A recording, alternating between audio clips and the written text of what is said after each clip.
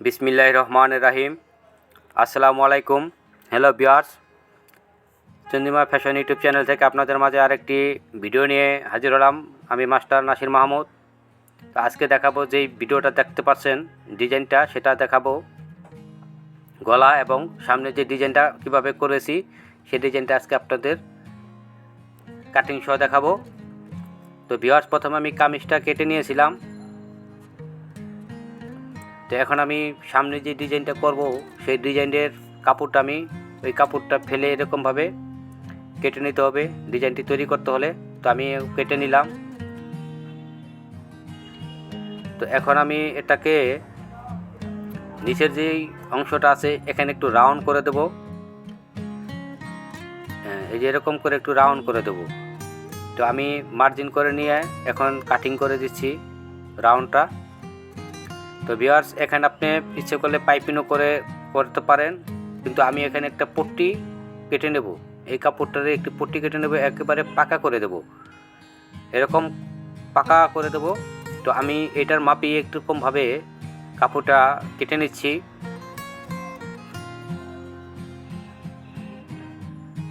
এটার মাপেই আমি কাটিং করে নিলাম।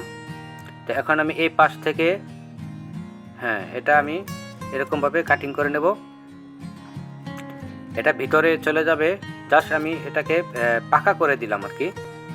তো পাকা করবো এই জন্য আমি এই কাপড়টা এরকমভাবে কাটিং করে নিচ্ছি। তো এখন আমি যে কিভাবে লাগাবো তো এরকম দেখালাম। তো ভিউয়ার্স, আমি এটাকে সেট করার পরে এখন আমি গলাটা কাটিং করে দেব। তো আমার গলাটা হবে হলো 6.5, ডিপ মাপ হবে 6.5, আর চওড়াটাও কিন্তু হবে 7 ইঞ্চি।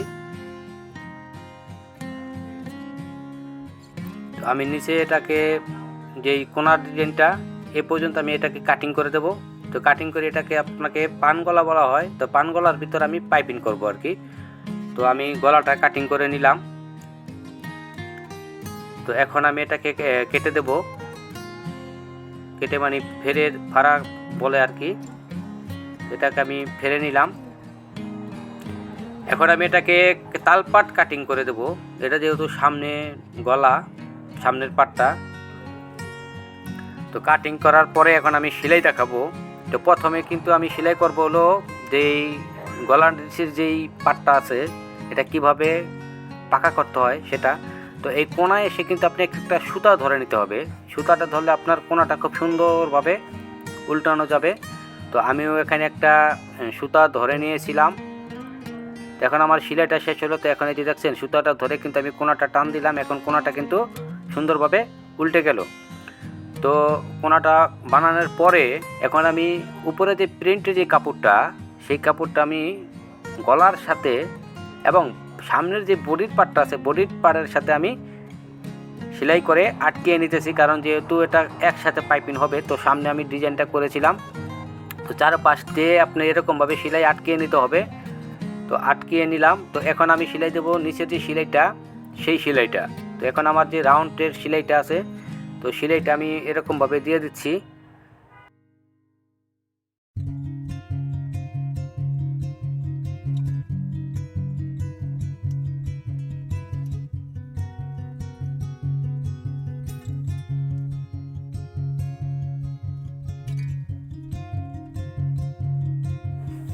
গলা সেলাইটা শেষ হয়ে গেল। গলা সেলাইটা শেষ হয়ে আপনার এরকমভাবে ফিজিং কেটে নিতে হবে গলার ভিতরে বসানোর জন্য। তাহলে কি হবে, পাইপিংটা খুব সুন্দরভাবে বসবে। তো আমি ওটাকে আয়রন করে নিলাম। এখন আমি এটাকে যে কাপড়টাতে পাইপিং করব সেটা কেটে নিলাম। এখন আমি এটাকে সেটিং করতেছি। তো এরকমভাবে কিভাবে লাগাতে হবে পাইপিংটা, তো পাইপিংটা কিন্তু অবশ্যই ডবলভাবে লাগাতে হবে। তো দুই পাশ থেকে দুইটা পাইপিং লাগাতে হবে। তো আমি এক পাশ থেকে এটাকে লাগিয়ে নিলাম। তো এখানে এসে কিন্তু এই মাপটা কিন্তু খুব একটি ভালো মাপ, কারণ এখানে আপনার সমান সমান থাকতে হবে, নইলে কী হবে কিন্তু গলাটা কিন্তু সমান হবে না। তো আপনি এইখান থেকে টাকটা যে দিবেন তখন কাপড়টা খুব সুন্দরভাবে এক কি মাপের যেন হয়। তো এরকমভাবে সেলাই করে নিয়ে তো আমার গলাটা সেলাই শেষ হলো। তো এই যে এখন দেখেন কেঁচাটা কীভাবে দিতে হবে, আপনার এরকমভাবে কেঁচা দিতে হবে। তো এরকমভাবে কেঁচাটা দিয়েই যে আপনি এরকমভাবে চিকন করে পাইপিংটা করে দিবেন। তো আমিও দেখাচ্ছি, তো দেখতে থাকুন পাইপিংটা কীভাবে সেলাই করা হয়।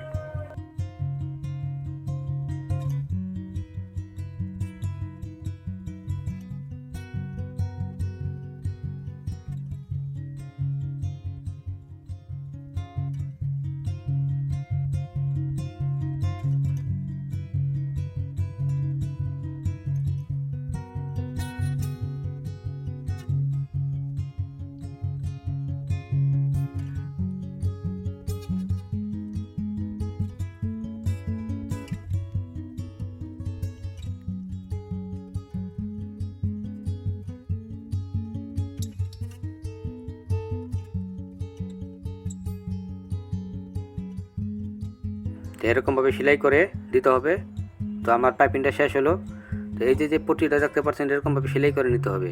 এটা উল্টে নিতে হবে। এটা হলো পাইপিংয়ের নিচে যে অংশটা ফাড়া আছে, এখানে আমি সেটিং করব। দেখেন কিভাবে সেটিং করি। তো এরকমভাবে আটকায় নিয়ে সেলাই দিতে হবে।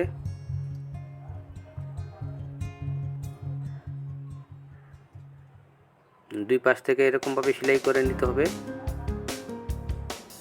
তো আমি সেলাই করে নিলাম। তো সেলাই আমার শেষ হয়ে গেল। তো এখন আমি মাপটা দেখেন ঠিক আছে কিনা। মাপটা 6.5 গলার মাপ। তো 6.5। এখন আমি দেখাবো এটা শু বোতাম যে কীভাবে বাঁধতে হয় সেটা। তো আমি শু বোতামটা এক কালারের কাপড় দিয়ে দেবো।